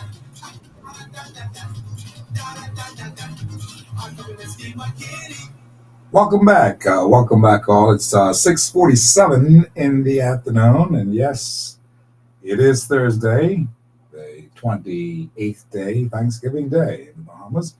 And of course, we've got a lot of things to be thankful for. Why, of course, and of course, you see, Lincoln Bain is here today to talk about a lot of things that's been happening. He went and approached Parliament, laid down the law on murders, lawlessness, corruption, and rape of the nation's assets. And he was certainly showing the signs that the government leaders ought to be doing at this time of urgent crisis.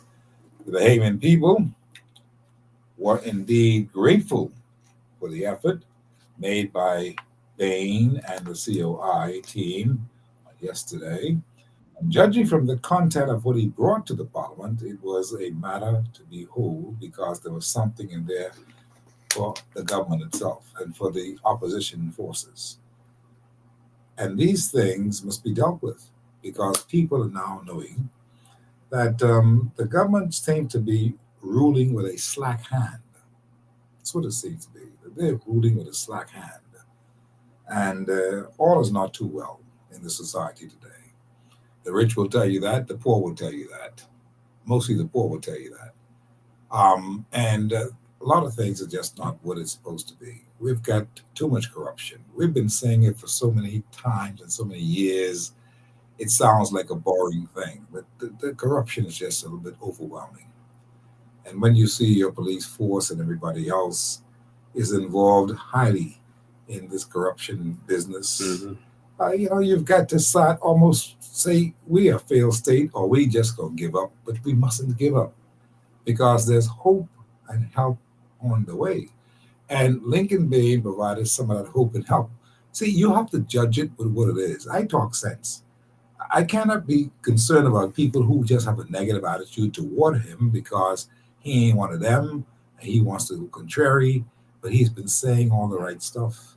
He's been doing and demonstrating all the right stuff every day. People's been seeing what he's been doing. You cannot hide this man. This man is real. And so as a result of it now, he has done some things that now tells us that these are some things that leadership ought to be looking at and the government ought to be taking in hand some things that he's been saying. Now, he is not the smartest knife in the drawer.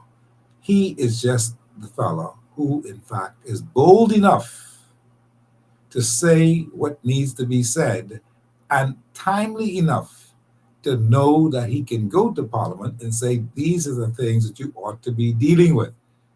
That's a serious thing. It's a hell of a thing, because I keep asking you the question every day, well, would you do it? Where are you on this whole matter? We know the country is in dire straits. We know our women are being raped. We know our old women are being raped. We know our young girls as young as 12 years old are being raped. We know that people are being murdered by the dozens in our Bahamas. We don't even know this place anymore. And it's just not enough to say, well, that's the other people doing that. No, sir. These are the Bahamians who are doing it as they have learned from some other people. Yes, they have learned from some other people. But the point is that they have no justice in this town. The people are not used to the kind of justice that we used to know some time ago when things were correct, when we did the right things. Now the young men are taking the justice into their own hands because they figure they ain't get no justice nowhere, so they just do it their way. That's how the country breaks loose. And we are on the brink of the serious situation like they have in Haiti. You better believe that. If we don't take control right now and capture some things and put some things in order, and if our police force don't get very serious, soberly serious, that they are committed and make that recommitment to do good on the police force, we had it. When they start to do good, when they decide that they're not going to do it anymore, and you see 5 police, this is outside the 3 superintendents who've been locked up. I mean, come on, man. If your police force doing some stuff that is very, very questionable, what you expect us to do? Yeah. That's what I'm saying.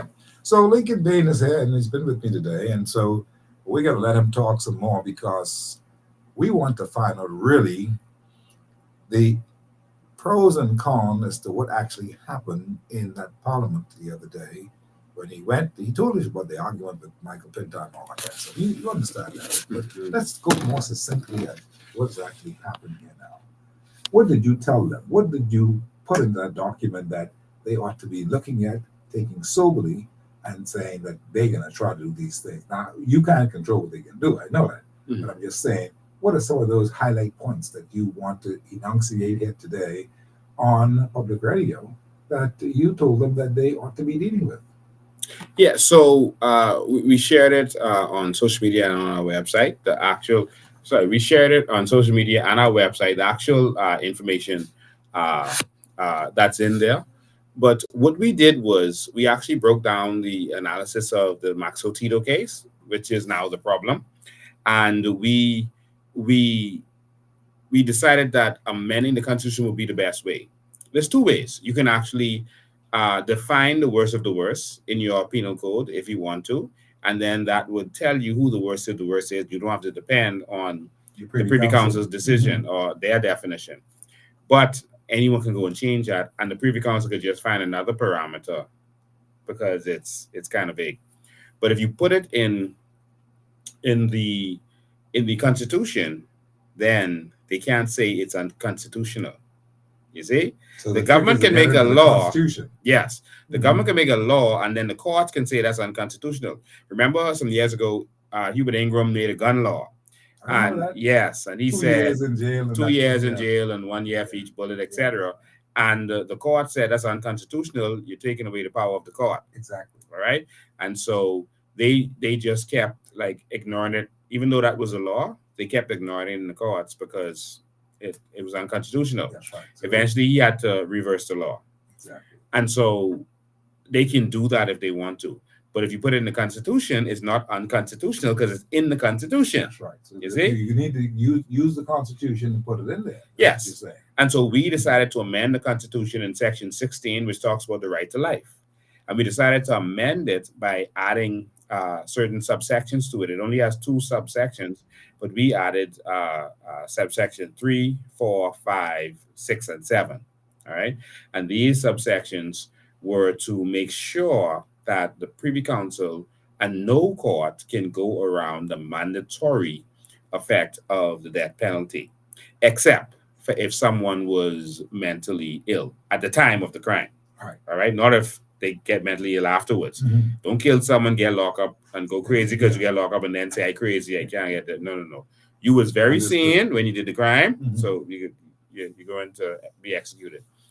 And so the reason we put it in the Constitution is because let's say your lawyers didn't do a good job, which sometimes happen, and they didn't bring up your insanity during the court case. This gives another buffer to make sure we don't execute any insane people.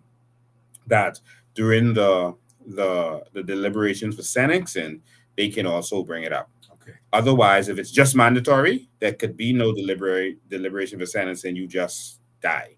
All right, but we just want to make sure that mentally ill people, that they have justice. Mhm. Okay. No question. And so that's why we put it in there. And so we added some subsections to it. And subsection 3 says, subject to subsection 7, but notwithstanding any other provision of this Constitution or any other law, any person convicted of the offense of murder shall be sentenced to death. So it says shall. In law, when it says shall, I mean it must happen, What's happening? not may. All right. And so shall be sentenced to death. And that's how it works. All right. And so we believe that by changing the Constitution, this is going to be done. We even prepared the referendum questions for them, Steve. The referendum questions are already done, already out, and everything is laid out properly and professionally. You can go and look at it.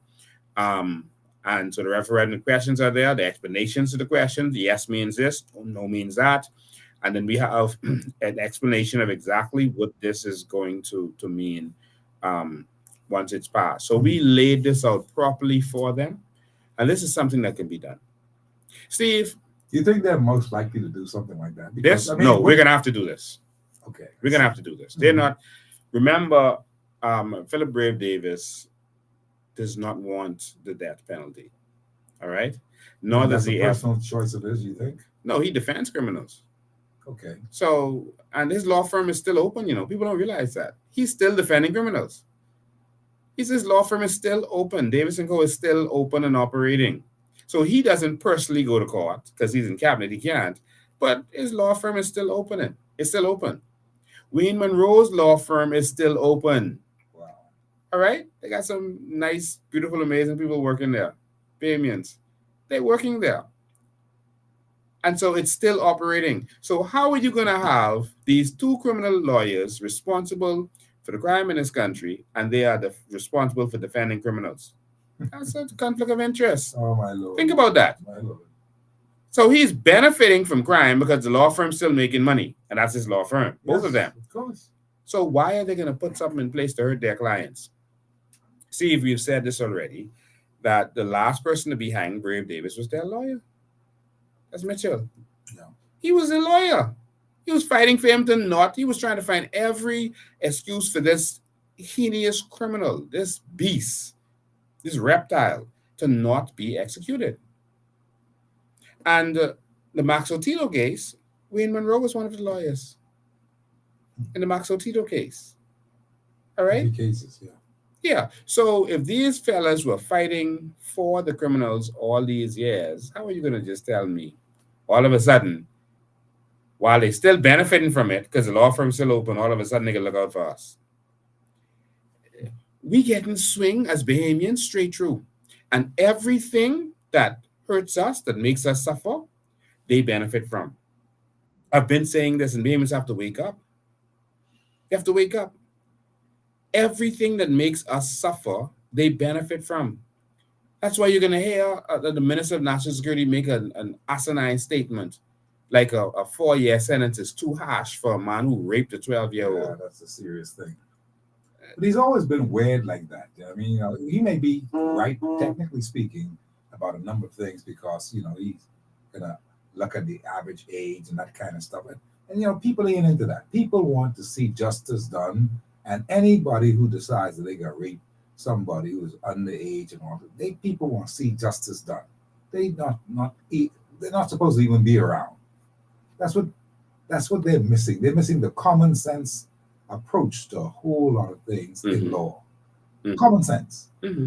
You can't have these people riding around looking at your little girls and stuff. What do you think this is? Yeah. And again, I want everyone to know that the government and the opposition are working together. They are partners in crime. When Minnis was in and locking us down, remember what Brave said? Just do what Minnis say. Just do what Minnis say. He didn't fight against him. You know who was fighting against Minnis at that time? The COI. When he did the lockdown with no notice, we went out there and we protested. I remember. We fought him. Making sure the fellas don't sell no coconut. Can't get no water. Yeah. We fought him at every turn. The COI did, in fact, do a fantastic job. And they've been there through the years. In recent times, they've been there through the years, seeing the people through. That's a compliment that I give you today because that is a fact. And they all know it. See, you can't blame me if they refuse to talk to Lincoln Bain and the COI in the early beginnings. We were talking to you from Jump Street. And you see some people now coming around, they're trying to get used to it and trying to understand that things could change in this country. And the people are so desperate. They're getting the feedback. The media gets the feedback all the time that people are saying, my friend, we can get rid of these guys. They're getting the feedback. So as a result of that, they're now thinking. Oh my, we forgot to take calls today. We did. Hard copy, how are you? Good afternoon, Mr. McKinney. Good afternoon, Hard Coffee Nation. Good afternoon, COI Nation, the Bahamas. Yeah. Mr. McKinney, I had the privilege a couple of months ago to travel with Lincoln Bain and Dr. Veronica MacGyver, deputy leader of COI, the chairman Charlotte Bain, and the treasurer Bernie Wilson. We went to Eleuthera. And what was so fascinating and what was so enlightening to me is that we went into a place called Blackwood. Mm-hmm. Blackwood is a massive monster of a shanty town still in Eleuthera. And when we went there, it was 6 of us in the vehicle because we picked up another gentleman at the time. And so 3 men, whatever. So when we got there, we went to the end of Blackwood. There's only one way in and only one way out. And as we went in, I saw the amount of Haitian nationals sitting on their cars and stuff on the outside and young people.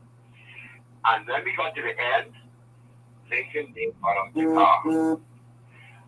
When Lincoln got out of the car, I said, why didn't he tell me or ask me if I wanted to come with him into this place? But before I could get it out of my mouth, Charlotte Green looked at me and she said, do not say it, do not let it out of your mouth. And she stepped out the car. And when she stepped out the car, then I stepped out. And the thing was, Lincoln said to me the next morning, when we was about to have breakfast, I said to him, I want to apologize because of my faithfulness. And he held up his finger, one finger, and he said, Stubbs, Jesus told his disciples, fear not. Fear not. There's 365 times in the Bible says, fear not. And when I came out of the car and stepped on that ground, there was a peacefulness came over me. And Charlotte looked at me and said, feel it. And I think Lincoln, I said it to you, feel it. It's almost like the Holy Spirit come down, that I had no fear. And when that morning I asked him, I said, who do you fear? He said, I do have fear, but I really fear God. And the reason that you felt that peace is because it is your land, it is your home, it belongs to you. And you know, as we walked through the shanty town, persons, they were running and ducking and hiding, really. Hello? I'm here, I'm listening to you. Yeah. They were hiding. When you have young girls, probably in the 16, 17 years old, nursing babies on their breasts, as I'm recording, Lincoln said, do not do that. Do not put the camera on them. Do not put the camera. And he does it with respect. I was thinking, why didn't Lincoln call for the police or the defense force to come with us and come with him? How are we going to get out of this place? That's all the fear I got running on them. And from that incident, I realized that the man really do care for everybody. Even the Asian nationals and the migrants that have come among us, he loves people. That's who Lincoln is. And it's only fair. But the thing is, he loves the Bain people more. And he believes that we all should have. The land belongs to us. You come to our country the right way, we love you, we educate you, we have our health care, and all of that stuff. But don't turn around and raise your flag in our country and parade to our streets when you came here on boats and begging and needing our help. Don't disrespect us. We love everybody. You see that same Lincoln Bay there? He's a man with a heart. Because I don't believe that one politician, after they had that major mega earthquake in Haiti, I don't believe that one politician went to Haiti. And Lincoln Bay did. Lincoln Bay did. Serious love. Lincoln is not a coward. He does not stand down, and he will not back down. He says it's time for the lions and lioness to eat. It's time for the young ravens to eat. No question about it. The president was Lincoln Bay, the Bahamas and the Bain people. We're behind you. We're standing with you. And we know that you're going to do the right thing. We pray. We ask you, God, to keep you and protect you. Amen. Thank you, my brother. All the best. Thank you so much. Thank you. Thank you for taking my call. Absolutely. Yeah, that's all it is, boy. It's a serious thing. And there's a group of people that has a serious agenda, and that's Pintard and those persons from Save the Base, those what do you call it, Fred Smith and them, Louis Georges and them. All the Pintard was a part of that crew, right? And he worked with them. They buttered his bread. That's where he got money from to survive after the Cat Island thing, where he was broke and he was just going trying to pay people $50 at a time. I mean, he was flat broke, as far as what he told me. Um, he lucked out because Fred Smith was the lawyer for Louis Bacon, who was having issues with Peter Nygaard, and they grabbed up Pintard, because they was trying to find people, to do different stuff, be mouthpiece and all that kind of stuff. And so Pintard was there, and he lucked out with that. But this is the problem.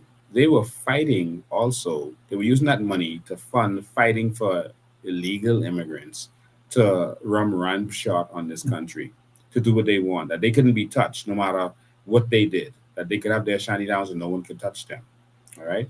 And if Pintard is able to win, you're going to see a full invasion. You think Kamala and Biden was responsible for the invasion. You're going to see a full on invasion of this country by them, because they want their people to just be able to do what they want. They was using the law.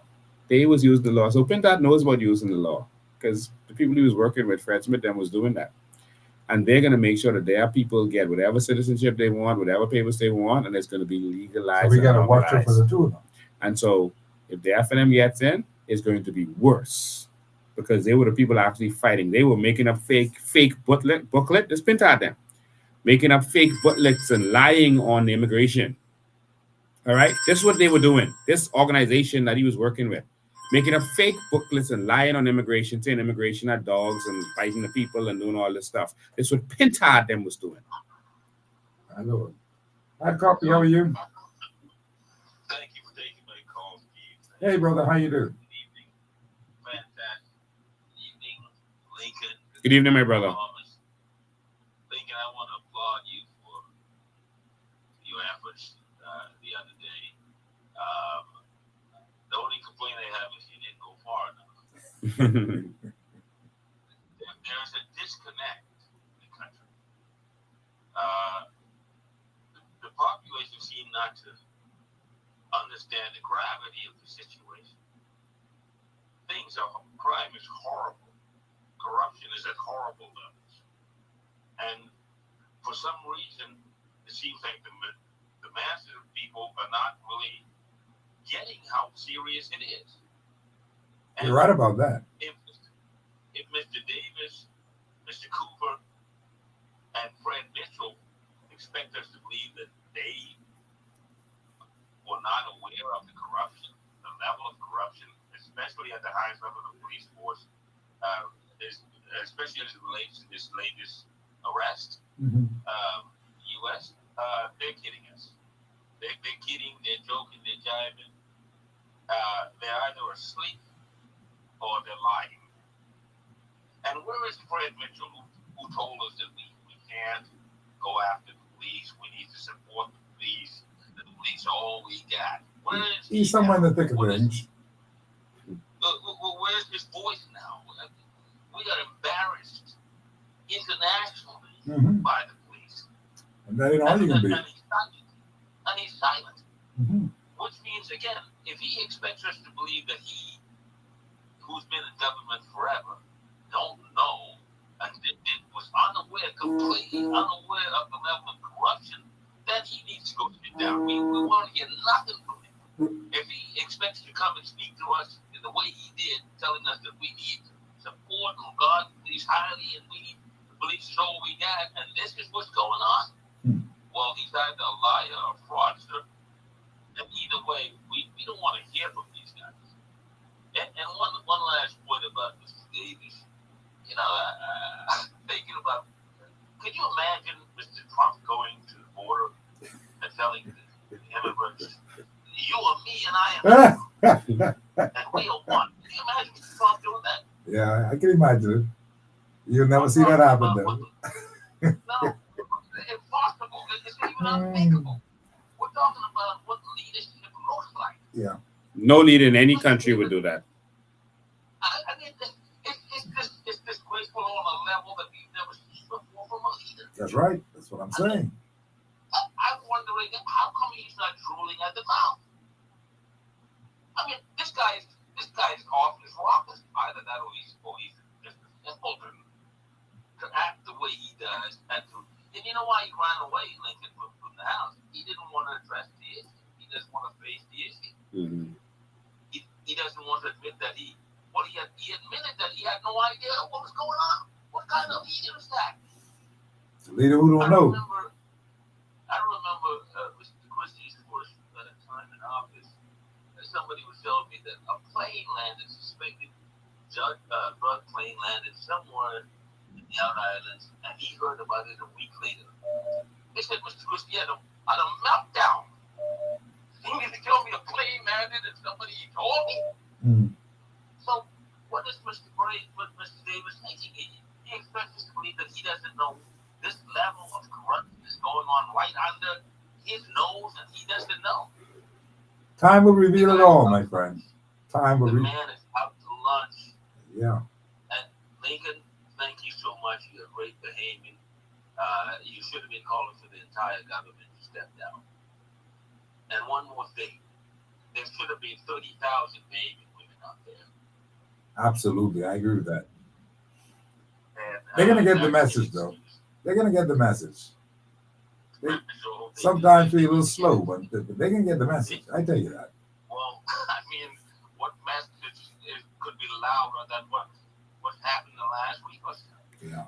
I don't understand, Steve. Bahamians So speak. there is a huge disconnect. Bahamians speak and protest at the polls. That's our culture.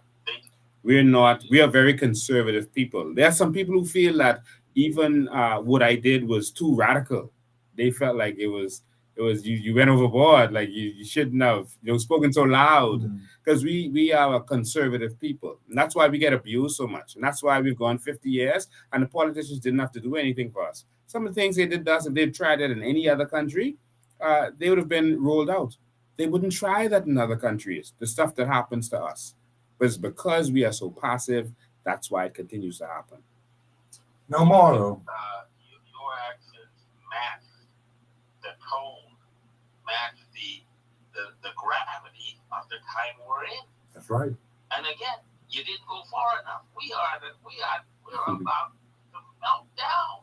Yeah.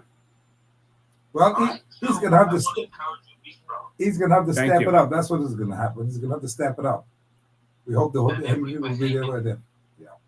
And every Bahamian must step it up. No question about it. We appreciate your call, my friend. Wish you all the best. Thank you. All the best. Thank you. Thanks. I want to say this: people who don't understand when there's a time to speak out strongly, they must understand that change doesn't come unless you take some serious action. Very true. And the action that I took wasn't even really action. That was nothing. Mm-hmm. All right. But for our culture, it seemed like, oh, that was so much. Oh, look Yeah. at what he said. Look at how he said it. Oh, it's rude. It's disrespectful.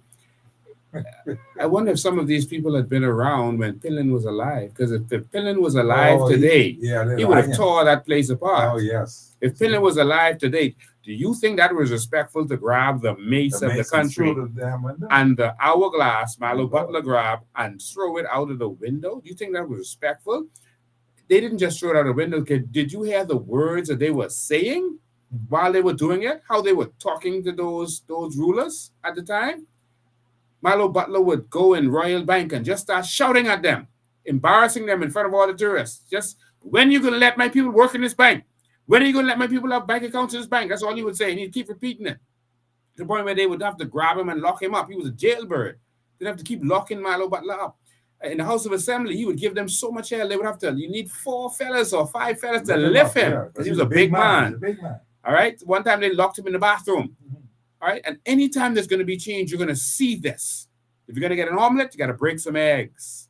If you want to turn that egg into an omelet, you got to break it. And we got to break this system. All right. And Pillin and our forefathers had to break it. And it's time to break this again. We have not done enough. We have not stood strong enough. That's why the corruption is still going on. That's why it's going on. But the difference is the people at that time were not so broken. They've broken us as a people. They have broken us, Steve, but we got to stand up and we got to wake up. If you look all throughout history, Martin Luther King, they said he was out of order, rude. This is not how you do it. What kind of pastor are you? The church criticized Martin Luther King. Today, we see him as peaceful Martin Luther King, but in his day, to do what he was doing was considered awful, Oh, yes, absolutely. disgraceful. Absolutely. He had to resign as a pastor. Many people don't know that. He was a pastor. He resigned as a pastor. And they say, oh, he turned his back on God. See, he's no good. Y'all following that man and turn his back on God? And we were more religious in those days than we are even now. Mm-hmm. And he only did 5 years as a pastor. And they criticized him so much. His letter from Birmingham jail, I want everyone to read that. His letter from Birmingham jail. He wrote that. And he said, there's a time to break the law. All right? He said, there's good laws and bad laws. He said, you break bad laws. It's a time for action. And read that, and you will see the passion of the day. And I have that same spirit boiled up in me, that our country is not working, it is broken. Bahamians are being mistreated all over this country, Steve. All over this country. I'm getting calls every day. Bahamians are being treated like second-class citizens. Foreigners are coming in, getting their jobs. And we're not fighting for it.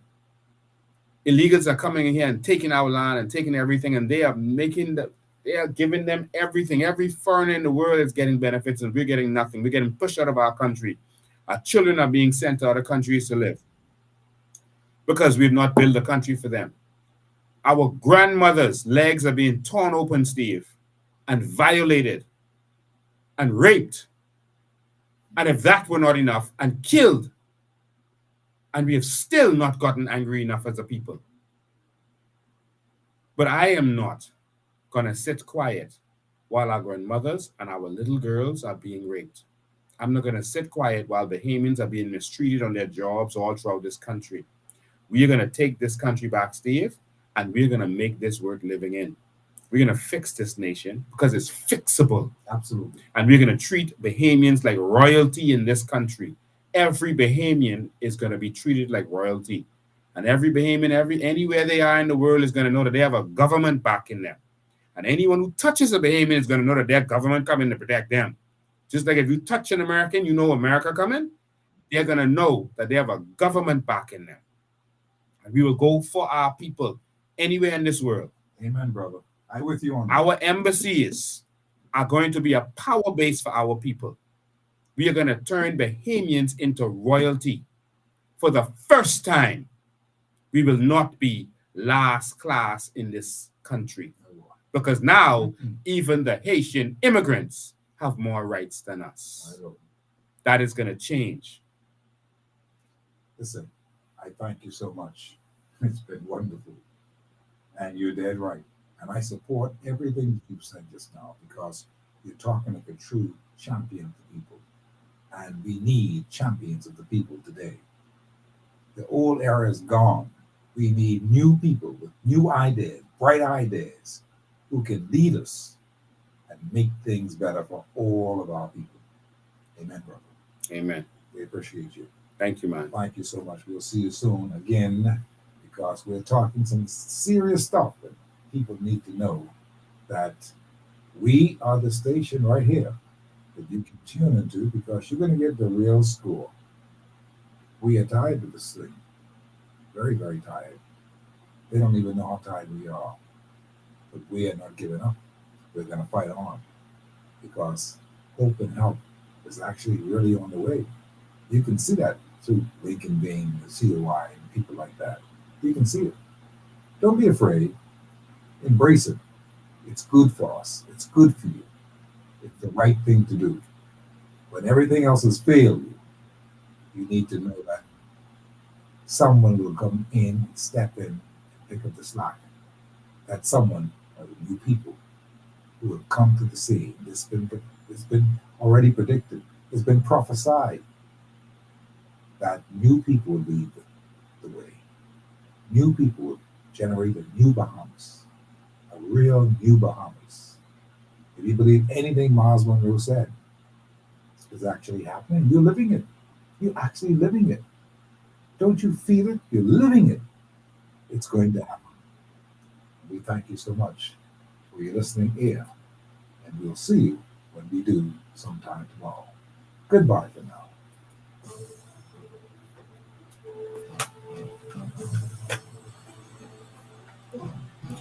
Thank you for watching, ladies and gentlemen. I now got to go to another podcast, so I probably got another hour of talking on a podcast, and then I have council meeting. I hope that you can handle it. I know you can. I can handle it. I was born for this. My strength comes from the Most High, not from me. We'll make it happen. And this is my day every day. Boy, you know, Go in. I'm praying for you, boy. All I right. got my prayers for you. I might as well tell you.